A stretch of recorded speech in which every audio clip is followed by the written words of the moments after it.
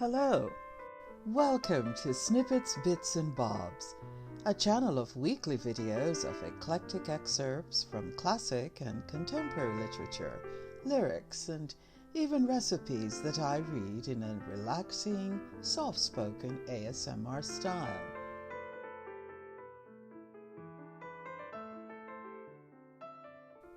Welcome to our virtual downtime, relaxing space that for a moment you can shut out the world's attention and demands and slow your pace to unwind, decompress, or even fall asleep. Okay, into our theme. What's an idiom? An idiom is a phrase, a saying, or a group of words with, it's not a literal meaning, but a metaphorical meaning, which has become accepted in everyday language usage. At times I wonder, what is the origin of the everyday expressions that I use or hear and respond to all the time? So I took a deep dive into 4 expressions, discovered some fun facts, and now want to share them with you. So I'll read the idiom, follow it with a sample sentence, and give its meaning, and then its origin. Remember to watch the video to the end, which helps increase my YouTube presence. Thank you. The first idiom, feeling under the weather. Feeling under the weather. An example sentence: my cousin had previously decided to go to the theater with her friends, but now she's feeling under the weather. The meaning: the expression means to be sick, feeling ill, drunk, or intoxicated. The origin: well, it can be traced to naval sources or maritime sources. Back in the day, when a sailor was not feeling well, he would be sent below deck to recover so that he could be away from the weather. Thus, he's literally or metaphorically under the weather.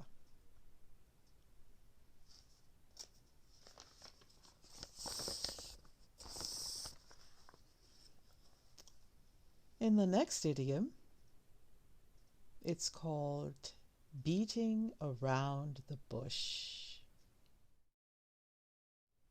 A sample sentence: I wish the speaker would stop beating around the bush and get to the main point. Or, don't beat around the bush, just tell me what you want. So it means to avoid the main topic. The origin is associated with hunting. In medieval times, hunters hired men to beat the area around bushes with sticks in order to flush out game hiding underneath. They avoided hitting the bushes directly because this could sometimes they might whack or hit a bee's nest, for example, which would then put a very swift and unwelcome end to the hunt.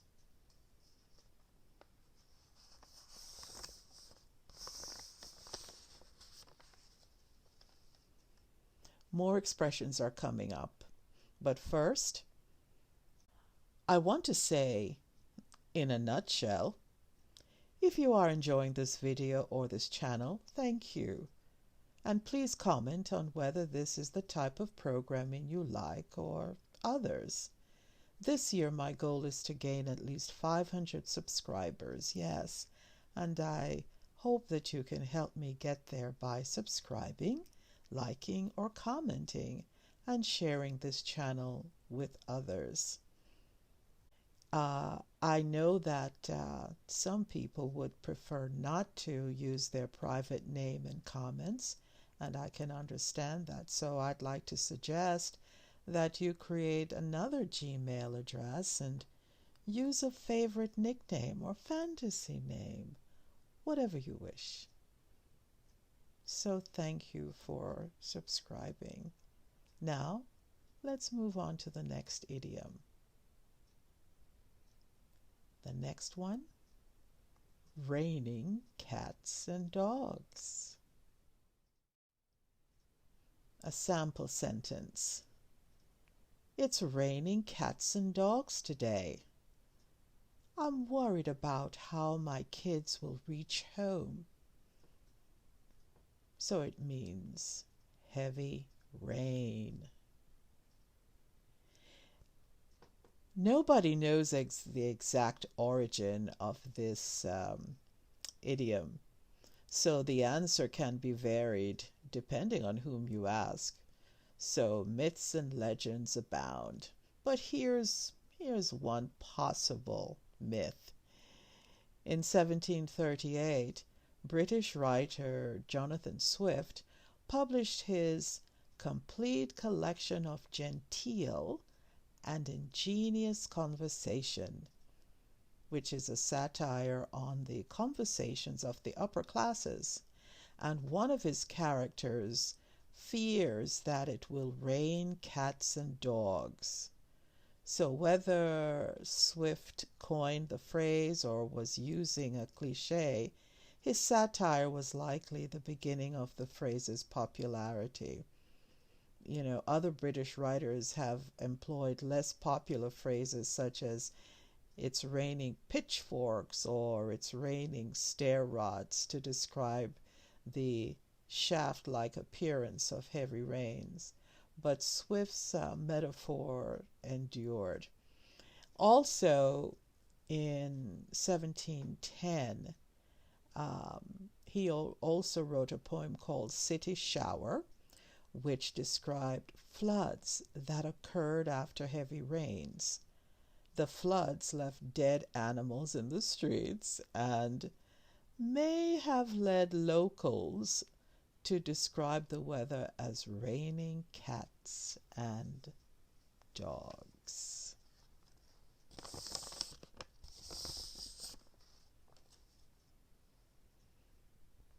And the next idiom, it's to read him or to read her the Riot Act, R-I-O-T.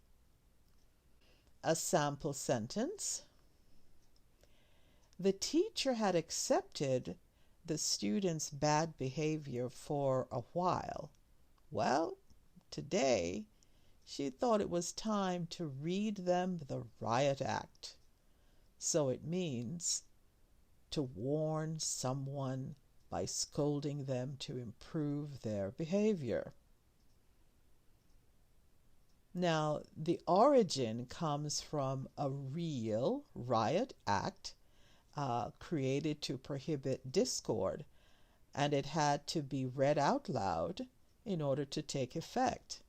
So back in 1714, the original Riot Act was passed by the British Parliament, and it took effect on August 1715.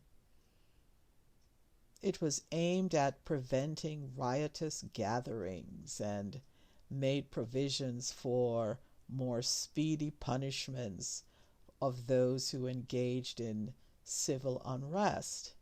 So, if a group of a dozen or more people gathered and were riotous, the Riot Act enabled an officer of the law to approach the crowd and tell them to break it up. To do that, the officer had to literally read the Riot Act in a manner similar to the United States practice of reading someone his or her Miranda rights before interrogating them.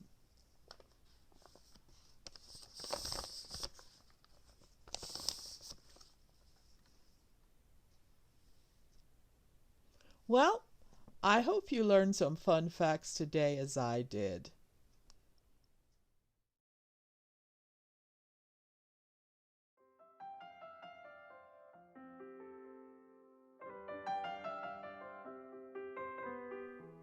Welcome, new subscribers. If you haven't already, I invite you to subscribe and hit the like button. Also, share your comments below about this video and tell me what topics you want to hear in future videos. If you'd like to see recent videos of snippets, bits, and bobs, see the links in the description. Also, click on the bell icon on your right to get the latest videos when they are uploaded, usually each week on Tuesdays. Can't wait to share next week's theme with you. So, have a good week and see you soon at Snippets, Bits, and Bobs. Bye-bye.